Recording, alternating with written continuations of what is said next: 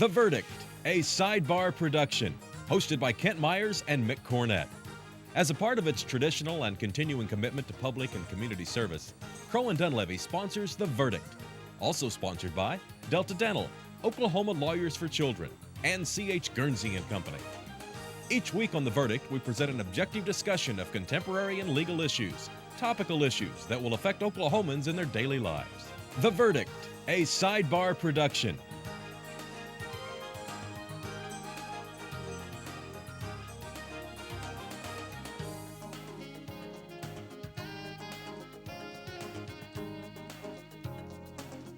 And welcome to The Verdict. I'm Mick Cornett. It's time once again to discuss some of Oklahoma's most pertinent issues. And as always, I'm joined by one of Oklahoma's top legal experts, Kent Myers. Kent, good to see you. Good to see you. Glad to be back again on The Verdict. Great topic today. It is. It may surprise you to know that I'm not old enough to remember the Dust Bowl. But I do remember very dry days in Oklahoma, and we're talking about water today. Do we have too much? As a matter of fact, do we have enough water in Oklahoma that we can afford to sell some to Texas? There's a lot of controversy about that.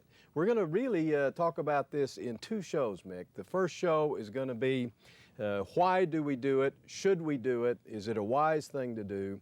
The second show that we'll talk about next week that we'll have for our viewers will be how to do it. We have two people on today that know a lot about it. They've been involved in it from the very beginning, and they don't necessarily see eye to eye on everything, although they're quite cordial and get along quite well. Darn. They have a lot of information to impart to our viewers, and I think this will be a good show. It should be a lively discussion. We'll get started and meet our guests when we return. Mick Cornett, Kent Myers, this is The Verdict.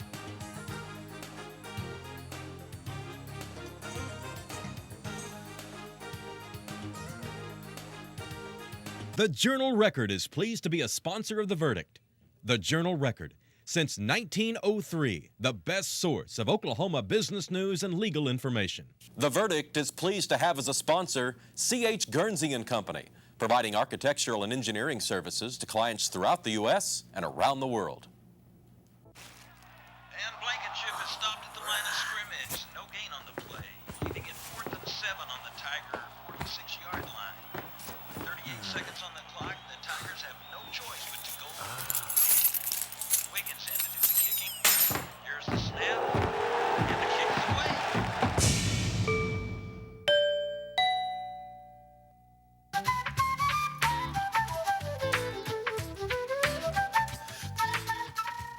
We are C.H. Guernsey & Company. We provide engineering, architecture, and consulting services to clients across the nation and around the world. Our corporate headquarters are located in Oklahoma City, and we have branch offices across the country, including Tulsa. We have provided quality service to clients for nearly 75 years. At Guernsey, we believe in quality work and unconditional client satisfaction. To learn more about C.H. Guernsey & Company, log on to our website at chguernsey.com. All children deserve a life of hope and love, but sometimes they experience a life of pain, neglect, and abuse. When that happens, each child deserves all of the quality assistance and representation that can be offered in our legal system. Oklahoma Lawyers for Children has over 350 of the best attorneys and volunteers in Oklahoma County who donate their time and services to represent children. For more information, call 405-23-CHILD. Oklahoma Lawyers for Children, helping to bring hope and love back to the lives of abused children. When these kids get to play ball, their heart is there. They're so excited. And they just get to feel like regular kids. What Rotary has made possible with this special field has been just a miracle for us. Rotary gives people an opportunity to help.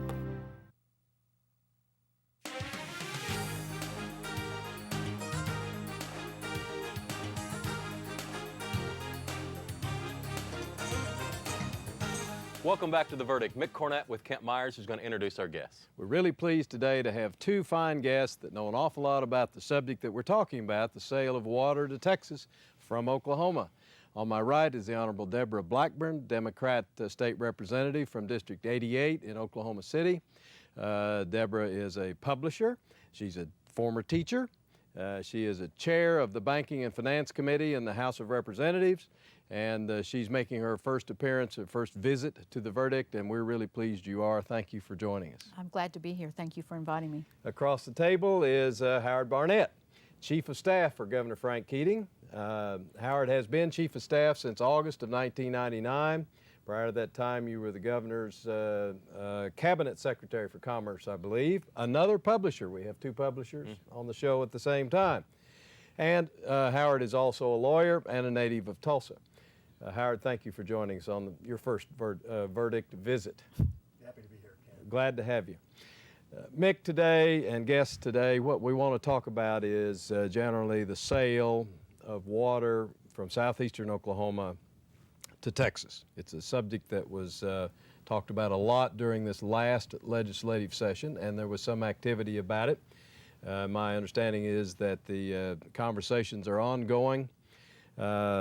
Howard, let me start with you, if I may. What's up with this? Why are we in Oklahoma wanting to sell water, a precious commodity, to the rogues in Texas?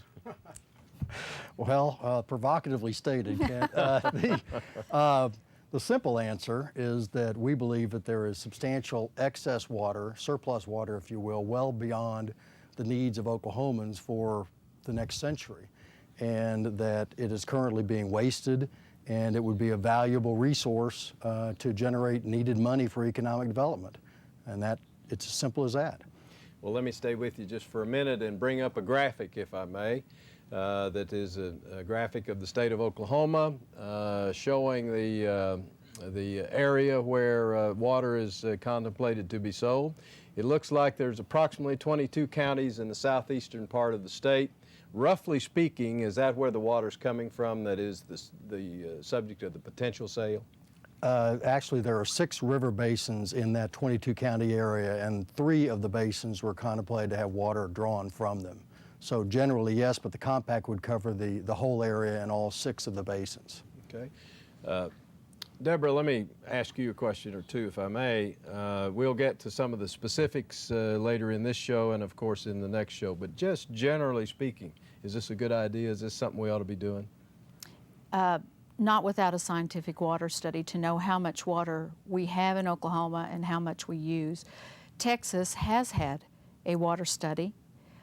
We were proposing to sell the water for 99 years, and we only have a water study that goes out for 10 years in Oklahoma.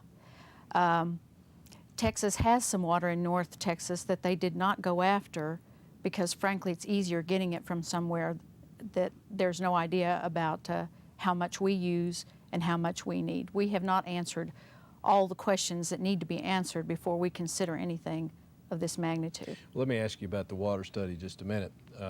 Would it basically tell the people that receive the study, yes, we have enough water to do this, or no, we don't? Is that what it would show? Well, most states in the western part of the United States, which is traditionally dry, have water studies. Texas certainly does. They have one that goes out far beyond a 10-year measure. In Oklahoma, we only have basically an inventory of the water in Oklahoma, and it is not in depth, and it is not comprehensive. Therefore, my argument is, what is excess? How do you know this is excess if we don't have any idea about how much we're using? Consumption, that's the question. Consumption, and there are, in southeastern Oklahoma alone, I like to tell people I'm from high, dry northwestern Oklahoma. I represent Oklahoma City, which obviously has concerns about water. And I was actually drawn into this by friends of mine from southeastern Oklahoma who say that half of the people in the rural parts of southeastern Oklahoma are not even hooked up to rural water. So how do we know what is excess? How do we know what is surplus? This should be a scientific decision, not a political decision. Howard, what do you think? Have we not done the kind of study we need to do to know that we're on the right track? Well, first of all, we've done a number of studies. We have a 50-year water study that was done in 1980, very comprehensive, updated in 1995. But also we were in the process under a 10-year contract with the Corps of Engineers of doing the study in southeastern Oklahoma. We know how much water we use. There's a lot of this can be intuitive, but certainly we don't disagree with Representative Blackburn that everybody needs to be satisfied that there is enough water. And of course, that was the whole point of making the compact and any sale subject to separate approval by the state legislature. Presumably they would have to be convinced. There's over 6 million acre feet of water going out of these 6 basins. The whole state of Oklahoma only uses about 2.5 million acre feet of water a year. And Let me be real simplistic. What happens to the rest of it? Well, as far as these 6 basins, it goes into the Red River and heads out eventually to the Gulf of Mexico. And you just have to really go down by Hugo Dam and see all the water that's going over the top of that dam and figure out how much is going away. But certainly the idea of a study is appropriate, and I don't think anybody has any problem with that. We just hope that we don't get bogged down in study after study after study when we've got a lot of money to be generated, because one of the ironies of this is that the intent of the economic development money was to do exactly what Representative Blackburn referred to, wastewater and drinking water hookups. The problem with people not having water is not water, it's infrastructure. Let me jump in here and get us to our first break. We're discussing the idea of Oklahoma selling its water to Texas. We'll be right back.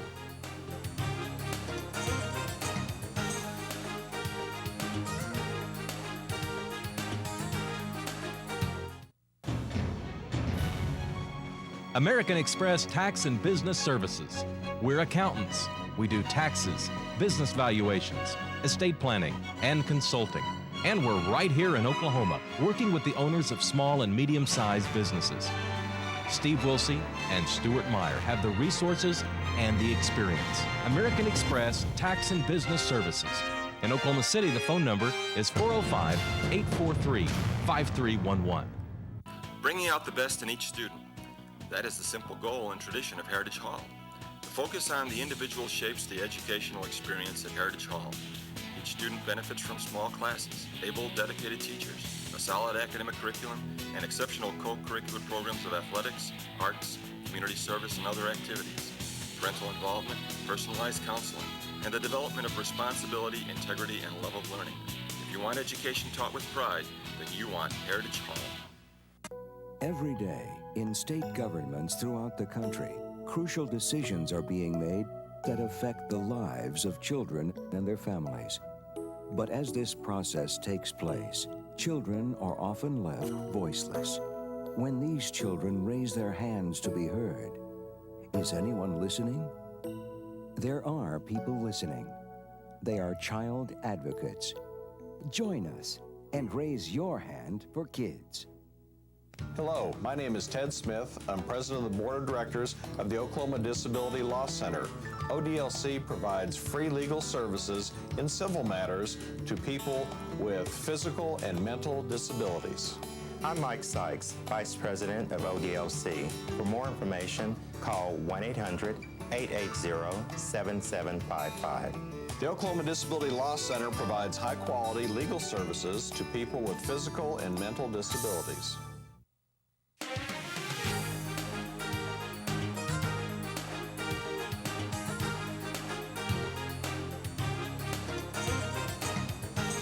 Mick Cornett with Kent Myers back on The Verdict. This week we're discussing the idea of selling Oklahoma water to Texas. Kent, where are we here? Well, when we took a break, Howard was talking about some of the studies that have been done, what might be done. Representative Blackburn, where do you think we are on the studies on whether or not this water is excess or not? One of the things we wanted to get done in the legislation that passed this session was a scientific water study, and unfortunately we were forced to take that out in order to get just a moratorium on the sale. We have, Mr. Barnett talked about the fact that we've had water studies. The Water Resources Board has done water studies, but they are an inventory, basically, of the water in Oklahoma. They don't do the in-depth look at how is the water being used in Oklahoma at every level, hunters, fishermen, everything, irrigation, municipal uses. That kind of in-depth study, like Texas did for themselves, has not been done in Oklahoma. And our only argument is that that needs to be done, because otherwise you've got a political decision of a legislature who, for the most part, and I include myself in this, are totally ignorant and are making a political decision unless we have the scientific facts to back up what we're doing and how much we're selling. Let me ask you this. Would part of this study involve any kind of environmental impact survey? That was the original intent. And I will say that that was one of the things that I was forced to take out of my legislation, was that scientific water study, which I thought was interesting. Because without that, you come up with a simple political decision on water rather than scientific, which I think is detrimental for Oklahoma. Let's change the subject unless you want to add anything, Howard. That's fine. Whose water is this? Is there some kind of a dispute? We've been talking about it as though it's Oklahoma's water. It certainly is physically present within the bounds of the state of Oklahoma, but who owns the water? Well, certainly Oklahoma has a very strong claim on the water, and we would always contend that Oklahoma does own the water. But based on the treaties and subsequent acts between the Chickasaw Nation and Choctaw Nation, when they were brought here to Oklahoma in the 1830s and subsequently, they say they have a claim to the water, as well as a claim to the administration of the water use. And we had an in-depth legal opinion sought, and the basic answer, we think we'd win the lawsuit. We think we'd win it. Now, the problem is that there's a lot of history of tribal state litigation over water. We've got some in our own state. The best example is probably the Cherokee Arkansas riverbed case in eastern Oklahoma. They tend to go on forever, and courts tend to bend over backwards to try and find some middle ground, and they're very expensive, and it doesn't get anything done. So our view was it's better to try to negotiate a compact settlement of the issues, concede to them some of the revenues that might come from the ownership of the water if there is a water sale, and get it done now. That present value, it's worth a lot more today than it is 25 years from now when you might get the lawsuit settled. In our show we're going to do next week, assuming you two are still willing to come back next week, we're going to talk a little about a few more specifics about ownership. But Representative Blackburn, are you reasonably satisfied with the tentative accommodation that's been reached between the tribes and the state? No. I do understand what Mr. Barnett is talking about, that the tribes would like to claim tribal sovereignty over water, but based on opinions that even the Water Resources Board requested from experts in tribal sovereignty and water law, the tribes do not have a claim to the water rights in Oklahoma. I think it sets a very dangerous precedent also to give them control, authority over water quality. One example that we've used a lot when we were talking about this legislation is, for example, the Izalita Pueblo Indians in Albuquerque, New Mexico, were given water quality control over the water there. And they demanded that Albuquerque provide ritually pure water, which was purer than the water had been in its original state, which cost Albuquerque hundreds of millions of dollars. This sets a precedence where you have, this is something that the petroleum industry, the utilities are just scared to death of, because you would have to deal with so many regulatory authorities, and not just the state of Oklahoma, that it would be a huge impediment, a gigantic impediment to the future development of Oklahoma. You can talk about right to work and all these other things. They pale in comparison to the future economic development of Oklahoma if you have all these different regulatory authorities claiming control of the water quality. Now, originally, when this compact was being negotiated, the tribes said publicly in the governor's water forums and other places, we will never go after water quality authority. At the time they were saying that, we found out since, under the Open Records Act with the EPA, that at that very time, the Chickasaws were making application for water quality control. And this is just something that Oklahoma would be damaged so far in the future. The utilities have expressed to me a lot of concern over that proposal. They've been essentially quiet, but they've been telling me that they hope that we're successful in this because long term it has a very negative impact on our economic development. Howard, what do you think? Well, that's really the irony, I think, in the fact that the compact is now lost, because that's the reason we went into this business, was to stop exactly what Representative Blackburn is concerned about. And it has nothing to do with the compact. This is under the Clean Water Act. Tribes can be treated as states for water quality purposes. We were concerned about that, very concerned, for the exact reasons that Representative Blackburn set out.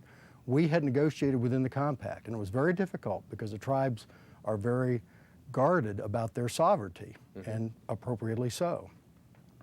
That if they chose to go get that right from the EPA, which we have no say in, has nothing to do with state law or anything else, then they could not adopt any water regulations that were less stringent than ours, such that they could be detrimental to downstream users of the water. And they could not adopt any more stringent requirements if it would have any upstream economic impact on water users. So we basically had dealt with the problem while still preserving to the tribes their sovereignty. But without this compact, the Chickasaw are moving forward. We also dealt with in this compact exactly what lands they could exercise those rights over, because that's an open question. Most of the tribes that have been successful in getting designated as states were reservation tribes, so they knew exactly what land.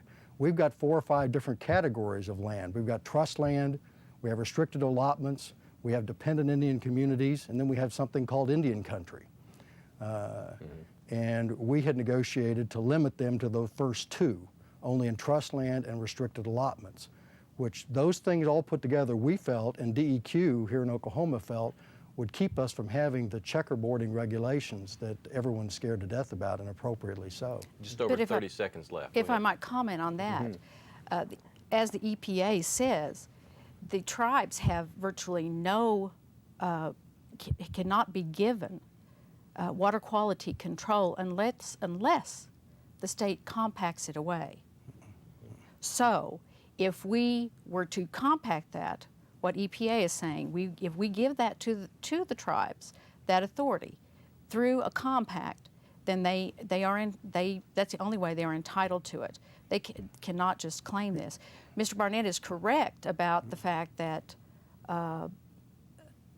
in Oklahoma it's even more difficult because we don't have reservations. And the tribes, these tribes in Oklahoma have claimed to maybe a couple thousand acres under Indian tribal ownership, but they're laying claim to far more than that. Well, I'm glad we have another show scheduled, because I know we just touched the surface here. We'll have Lots to get more to back talk to this about on our next show. Representative Blackburn, thank you for coming by. Thank you. Howard, appreciate you coming by, and we'll be right back with a few final thoughts after this. You're watching The Verdict.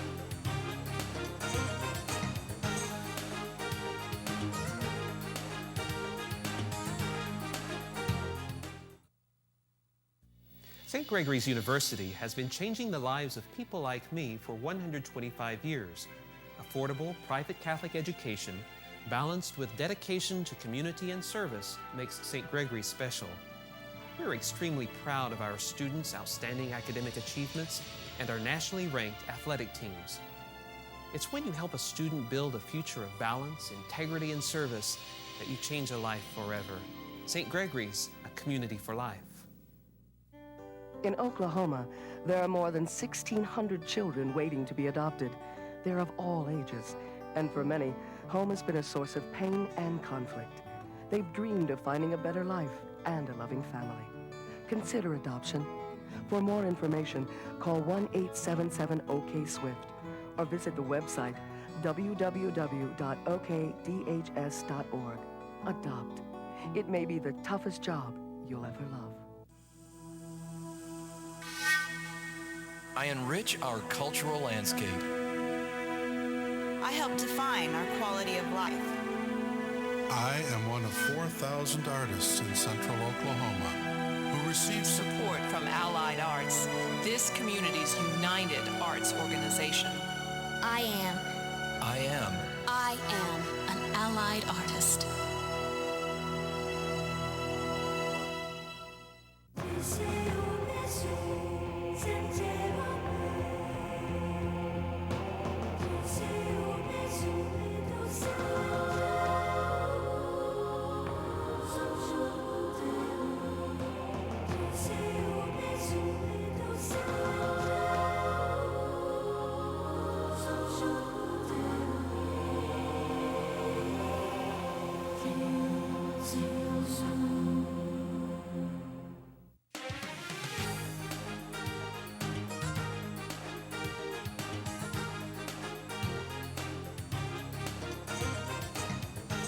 We are back to wrap up another edition of The Verdict. Kent, some final thoughts on what is a more confusing topic than I had first anticipated. Well, it's very complicated. Yeah. I think our guest did a very nice job of making clear what is as you Could point out, easily be complicated. confusing, yeah. Yeah, it is.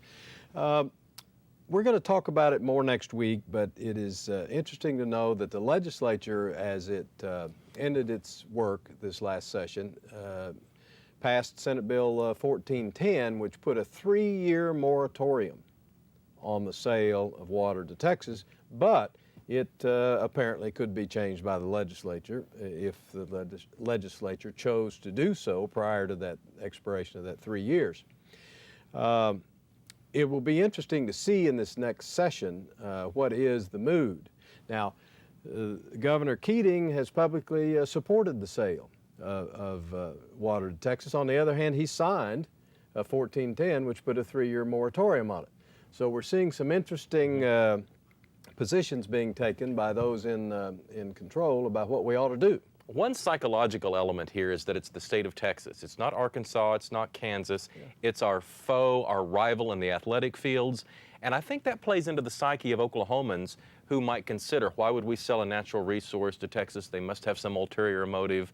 We got to keep it. Do you think that weighs in? I think it does, and I think it weighs in particularly this time of year when people, it's not at all an accident that we're having this show in July, or these shows in July, because it isn't unusual for Oklahoma City or surrounding communities to be occasionally on water rationing during the summer months, and to say, we're on water rationing, you can only water odd even, but by the way, we're selling excess water to Texas.